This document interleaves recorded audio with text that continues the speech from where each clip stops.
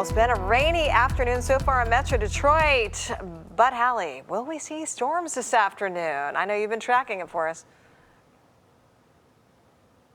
That's right. And the further north you are today, Alicia, the better the chance. I think a lot of us will miss out as we head through the afternoon, and a lot of this already beginning to exit Metro Detroit at this point as the warm front moves through. But still seeing some of that heavier rain from Bad Axe to Port Sanilac down toward Speaker, even moving into Port Huron. And that'll be the target area for more storms coming in from the north, kind of moving off to the south and east coming from the northwest. So we're going to see that. You can see the lightning also south of Alpena. So that is really kind of the zone we're going to watch this afternoon. 68 degrees in Pontiac, 70 downtown. It is 71 in Ann Arbor and 69 degrees in Mount Clemens. Our temperatures will begin to climb into the 80s this afternoon with a high of 87 this afternoon. Now again, the storm chance further north, mainly through the thumb north of Detroit to the south, generally pretty quiet. This will demonstrate that as well in our hour-by-hour forecast. By 2 o'clock, Lapeer to Port Sanilac to Port Huron, the chance for some of those storms coming in and just skimming that area into the early part of the evening. And then things really quiet down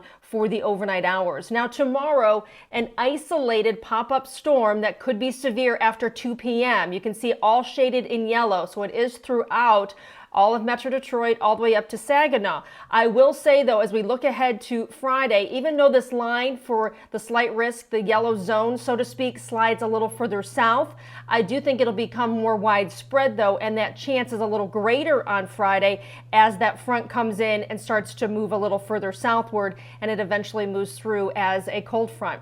Now, looking again, we already talked about Laura. Want to mention it again because it has strengthened to a Category 3, will likely become a Category 4 later this afternoon and evening. In just a few hours, conditions will greatly deteriorate along the Gulf states, especially through Louisiana and eastern Texas. A tremendous storm surge is expected with flooding rains and, of course, hurricane force winds. During the day tomorrow, it'll continue to move up through Louisiana, eventually into Missouri, and exit through the Ohio River Valley and then off to the east. But the problem is how quickly things are going to change for those folks in the Gulf states today, tonight, and during the day tomorrow.